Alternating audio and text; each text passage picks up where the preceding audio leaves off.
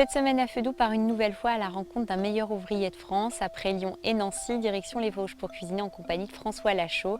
Depuis 1993, il fait partie de la grande famille d'école bleu, blanc, rouge, une distinction qui lui a permis de travailler quelques années dans une grande table étoilée au guide Michelin, les Barrues à Gérardmer. Aujourd'hui, François met son savoir-faire au profit d'une grande entreprise, les distilleries Peureux. En effet, c'est lui qui élabore toutes les recettes en y ajoutant sa petite touche personnelle. Pour les recettes du jour, il nous invite à sublimer de petits fruits. Je ne vous en dis pas plus, on le rejoint immédiatement.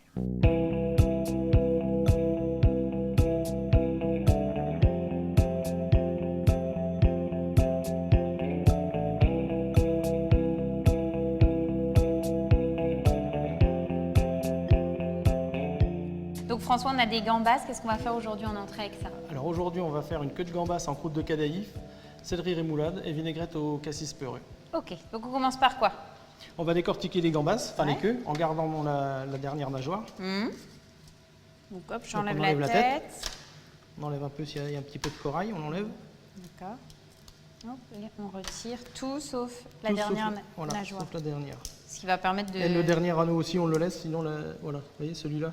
C'est juste pour la déco? Ouais, celui-là, tu le laisses. Hein. C'est pour la déco, oui. D'accord. Et après, on enlèvera le boyau. Donc là, sur cette entrée-là, t'en comptes combien par personne? Bah, soit une belle queue de gambas ou deux, suivant la gourmandise, quoi, suivant les convives. Si on fait 2 ou 3 plats, là, on va en mettre juste une. Ah, c'est bon. Voilà. Ensuite, on va enlever l'intestin qui se trouve dans la queue. Alors, pour enlever l'intestin, on fait une petite incision ici. Oui. Et ensuite, avec la pointe du couteau, Normalement, on ça va le se chercher. D'accord. Et on tire tout doucement et il sort. Hein, ça, c'est parce que souvent, des fois, il y a du sable dans l'intestin, donc il vaut mieux l'enlever. Et puis, au niveau esthétique, c'est quand même plus joli. Voilà. Je le mets là. Voilà. Et voilà. Donc ensuite, François. Donc dis-moi là, ce qu'on maintenant, on va prendre les queues de gambas. On va inciser un tout petit peu à l'intérieur. fait. Je peux prendre le couteau là? Oui. Comme ça, là, c'est bien? Oui, soit à plat, voilà, juste des D'accord. petites incisions comme ça, tout léger, voilà. Et comme ça, elles restent bien plates. Donc là, on va saler et poivrer un tout petit peu. Oui. Ouais, donc tu assaisonnes avant de les mettre dans le Voilà, oui. cadaïf. Donc,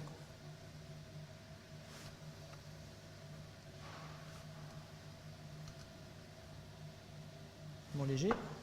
Recto verso. Voilà. Et maintenant, Ensuite. on va mettre dans le cadaïf.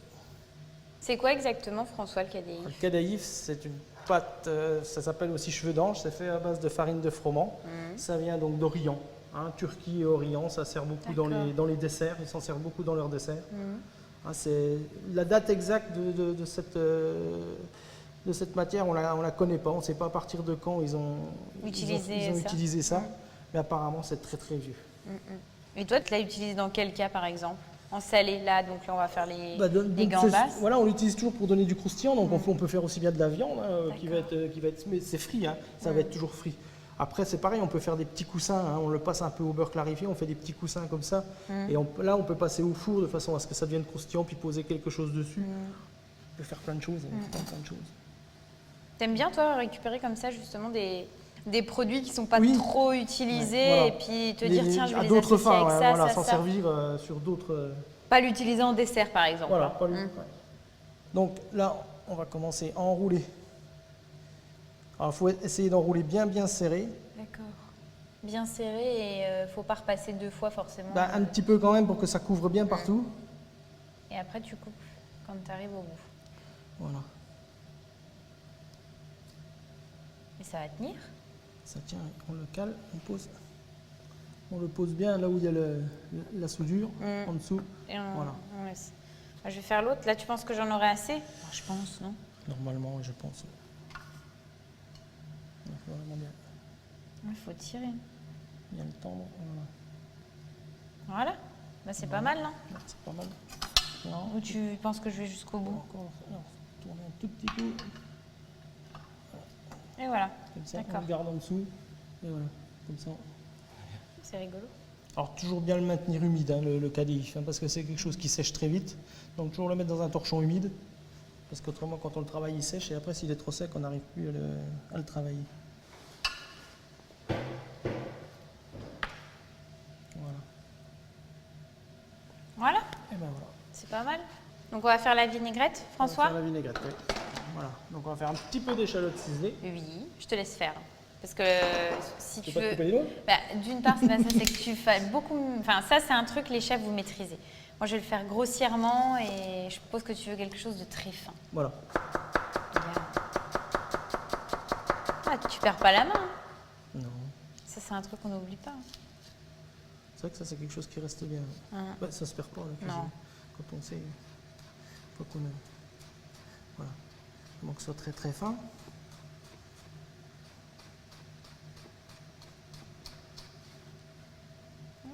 Ah oui, tu coupes vraiment le plus fin possible. Voilà. On donne un tout petit coup comme ça dessus.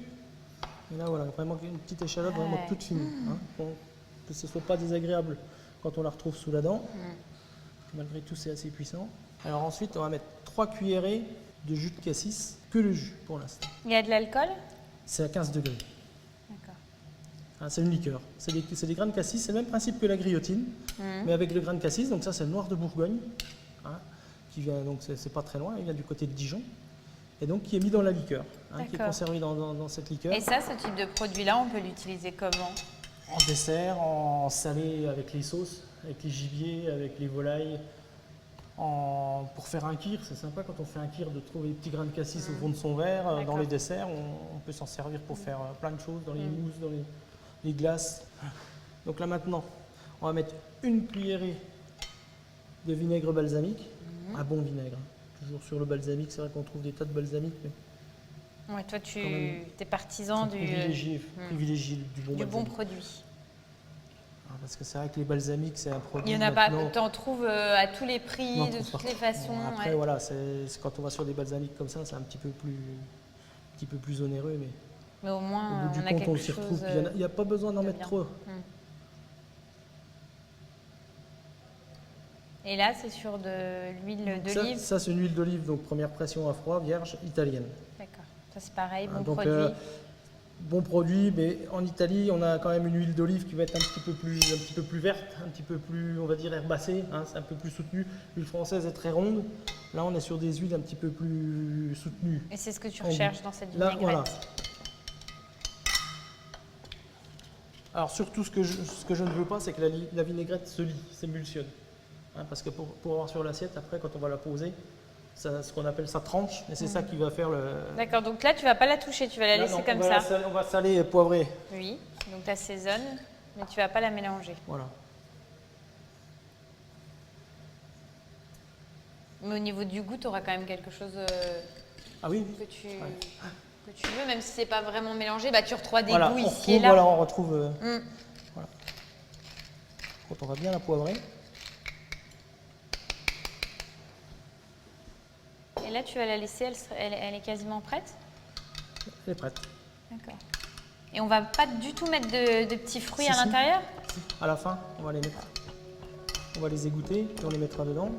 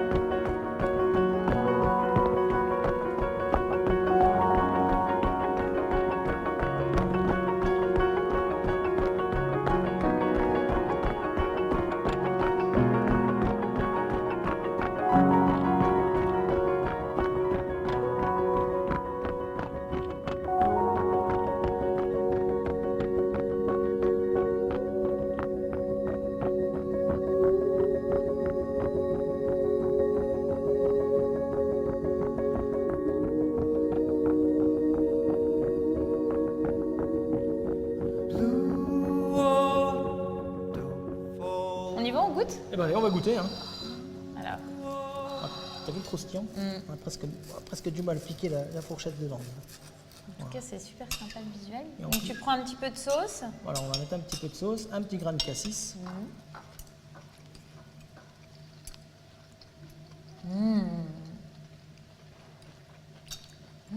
C'est top. l'association comme ça, un petit peu avec cette petite note fruitée. Voilà, un petit peu de sucre, des textures, Ouais. du croustillant, du croquant avec le céleri. Et pour le coup, ce qui est rigolo, c'est que c'est pareil avec le céleri que ça fonctionne super bien quand tu prends les petits bouts de cassis. En plus, c'est vraiment très très simple, quoi. Ça va vite et c'est simple. Simple, vite fait. Et donc pour le plat, tu as prévu du foie gras, je crois? On va faire une escalope de foie gras poêlée au grillotine. Eh ben ça marche, on y Avec va. des petits beignets de pommes de terre pour rappeler un peu la région. Et puis voilà. Eh ben on y va. Ah, c'est parti.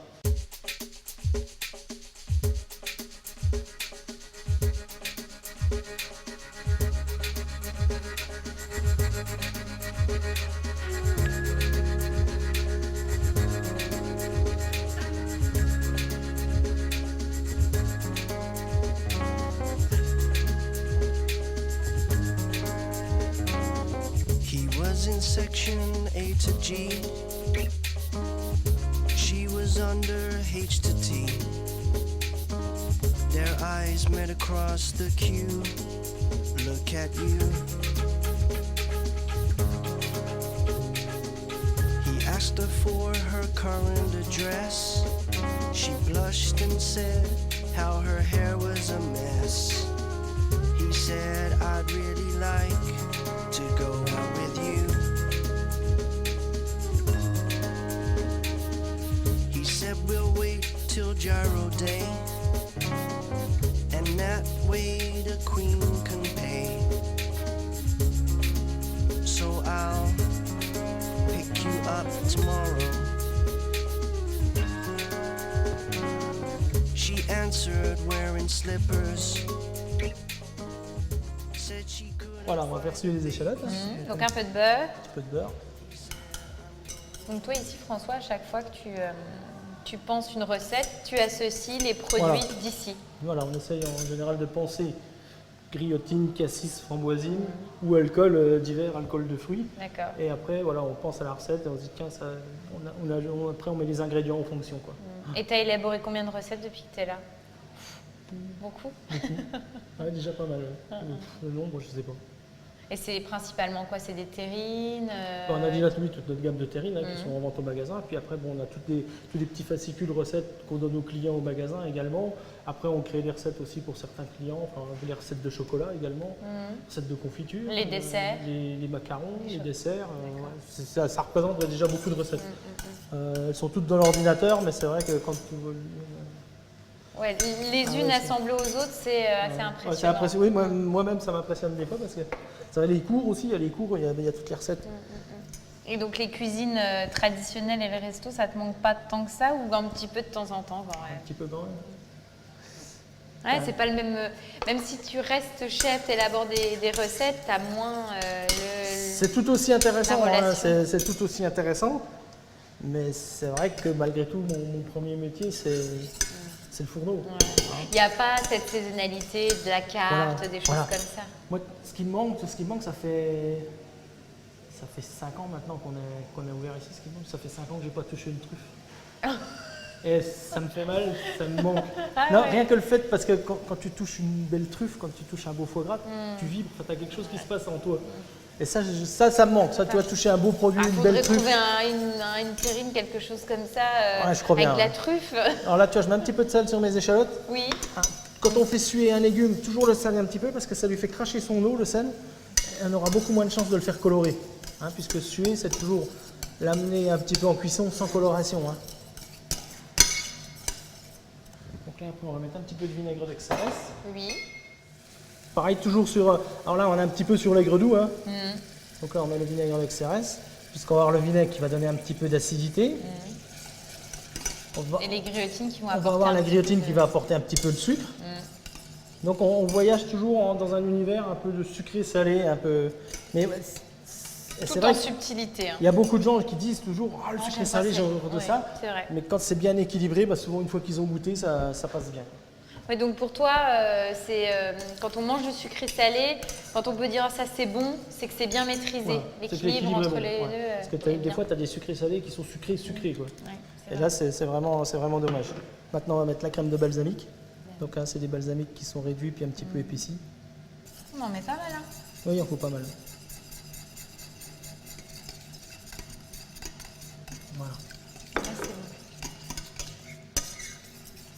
Et là, tu vas laisser réduire ou on va mettre tout de suite Là, les on va griotines mettre le jus des griotines. Comme tout à l'heure, le jus et Le après jus, les voilà, fruits. comme ça le jus maintenant, après on va l'amener en réduction.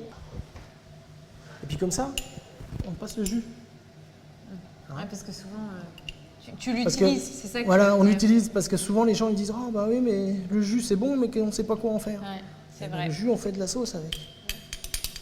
Et c'est pareil, ce que tu me disais tout à l'heure, c'est avec un gibier, les sauces comme ça, Très c'est bon, tip top. très bon. Parce qu'après je fais des sauces si tu veux plus pour ce qui va être canard, pigeon, gibier avec les griotines, mais là c'est un peu le même principe toujours sur ce sucré salé légèrement vinaigré, mais on va mettre un fond de volaille ou un fond de veau avec, ce qui va amener des sauces un peu plus consistantes, un petit peu plus plus charpentées. Mais on est toujours sur ce même principe. Hein. Là, c'est bon? On a terminé? Là on va faire réduire, on va D'accord. laisser réduire. Donc là, tu vas laisser réduire de quoi? De moitié? À peu près de moitié. Oui. D'accord. Et on mettra, Et on mettra nos griotines, on mettra nos griotines à la fin. juste à la fin quand on en verra. D'accord. Hein, on leur donnera un petit bouillon quand même. Voilà. Donc on va s'occuper des râpés de pommes de terre? Là, on va faire les petits râpés de pommes de terre. Donc, on va mettre notre poêle à chauffer. Oui. On va mettre un petit peu d'huile, un petit peu comme un cuisinier. Ah d'accord, oui, en effet. On n'a pas la même notion du un petit peu.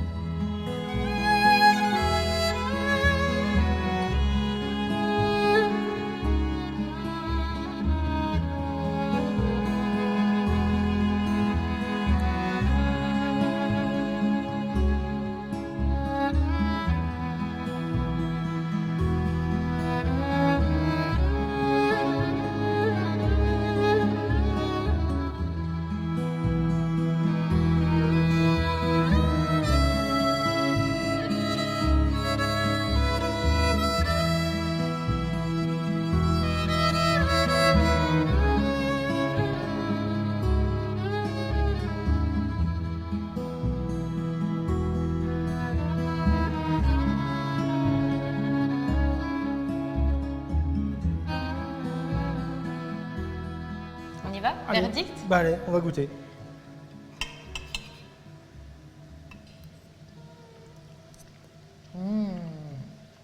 Waouh, C'est bon. c'est excellent. T'as vu Ah, comme c'est ça vrai croque que souvent le foie gras s'associe bien avec les petites notes sucrées. Petite note un peu sucrée. Mais Mais c'est- la petite pointe d'acidité, parce C'est qu'il ça. ne faut pas qu'il y ait que du sucre. Non, Parce que si on n'a que du sucre, ça va endormir le palais. Il faut toujours un petit peu quelque chose qui réveille par derrière. Et là, c'est la petite pointe de vinaigre qui nous le donne. c'est ça. C'est ce que tu disais, le juste équilibre. Voilà.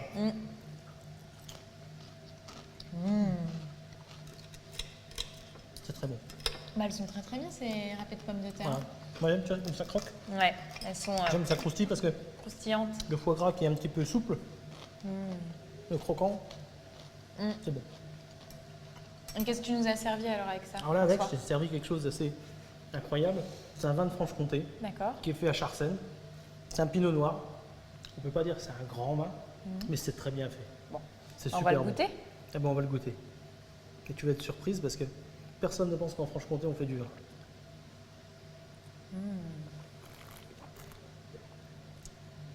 C'est bon. Ouais, top. Et pour le dessert, t'as prévu quoi? Pour le dessert, on va faire une petite crème brûlée aux framboisines, puisqu'on est toujours au distillerie Péole. Ouais. Donc un dessert simple qu'on peut faire d'avance, avec des petites framboisines, c'est simple, efficace. Comme tu Et dis. ça marche, ah bah, Voilà. eh ben on y va. Allez, c'est parti.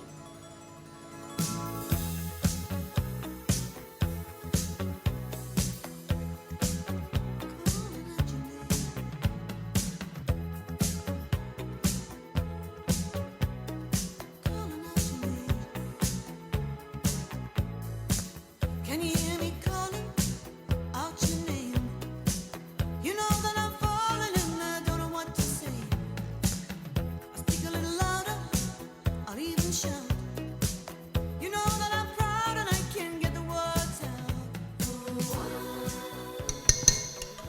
Donc là, hein, on a laissé un petit peu infuser la vanille, pour qu'elle donne bien tout son goût. Maintenant, on va verser sur le je mélange. mélange Voilà, tu mélanges. Alors, il faut bien remuer le lait et la crème pour prendre tous les petits grains de la vanille. Hein. C'est dommage de laisser le meilleur. Voilà. Voilà. On remue. Maintenant, on va arrêter. On va laisser reposer un petit peu parce que là, il y a une écume qui se fait au-dessus. On va laisser reposer. Pendant ce temps, on va égoutter nos framboisines, puis on va les mettre dans les moules. Et après, on enlèvera l'écume pour, pour que la surface de la crème brûlée soit bien lisse. Parce que si on laisse l'écume, ça va faire, on va voir toutes les petites bulles. Ça va gondoler un peu. Ouais, on va voir toutes les petites bulles, puis ce sera moins joli. D'accord.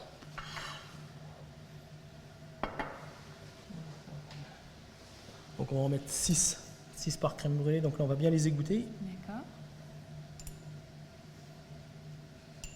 On sent bien l'alcool. Hein. Pareil, c'est à 15 degrés. D'accord. Tous les fruits, c'est comme ça, à 15 degrés. Oui. Pas que je dise pas de bêtises, je pense. Du coup, je te pose une colle. Hein. Si, c'est à 15. Donc, t'en comptes 6, hein? 6 par crème brûlée, on va mettre. Alors, ensuite, Alors, on va arranger les framboises. Donc, on les appuie un tout petit peu comme ça. Et on les arrange autour du moule.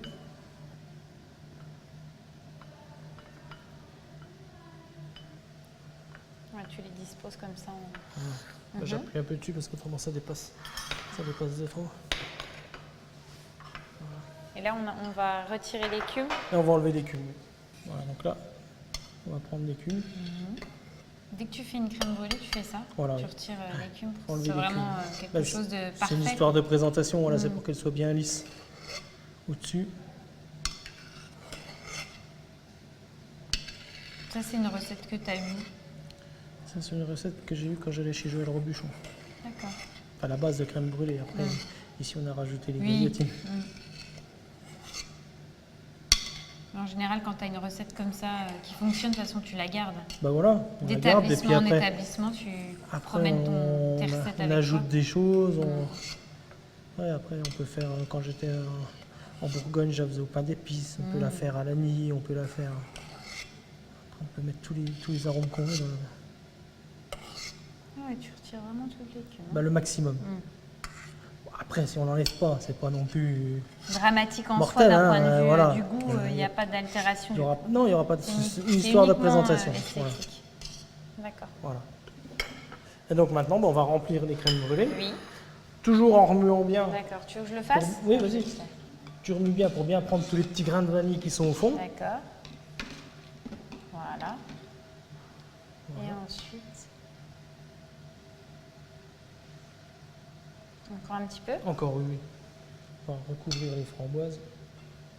Voilà.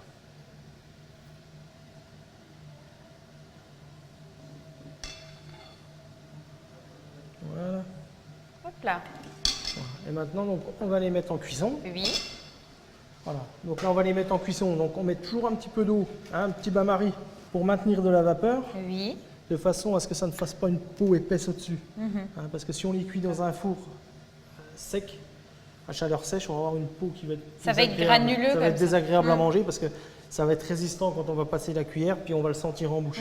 Alors que comme ça, avec un petit peu d'eau froide, ça va maintenir l'humidité et garder la souplesse au-dessus. D'accord. Donc on va les enfourner à Là, on combien? va enfourner à 90-95 degrés suivant le four. Hein. Après, il faut quand même suivant son matériel. On va Pendant dire une combien de temps? quarantaine de minutes, D'accord, 35-40 minutes. Quoi. D'accord. Voilà. Donc on va les enfourner. Voilà. Vas-y. 40 minutes.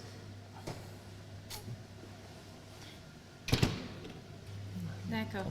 30% Tu en as préparé d'avance? Là, j'en ai préparé d'avance. Hein. Tu Comme sais que ça. je suis impatiente. Je veux goûter tout de suite.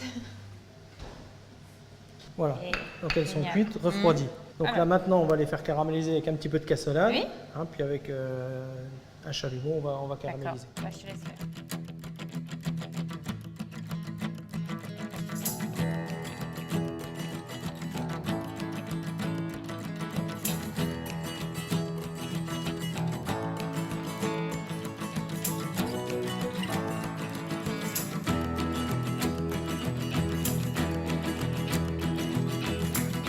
Oh, sweet morning, is your head not right?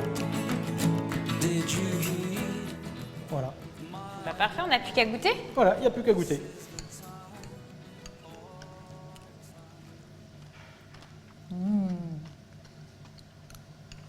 Voilà, crème brûlée.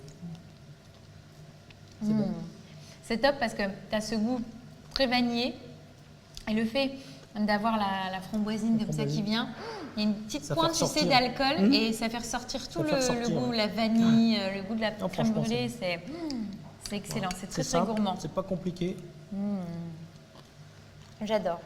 Bah, merci François pour l'accueil, pour les recettes. J'espère qu'on Écoute. aura le droit de revenir. Y a pas de souci. Parce que je sais que tu fais tes chocolats, moi j'adore le chocolat, donc j'espère bien qu'un jour et la prochaine fois on On va fera aller du les chocolat. goûter. Oui, on On va. va aller les goûter. on va y aller, ça parce marche. que comme on est parti, on va pouvoir. Ouais, ça marche. Voilà.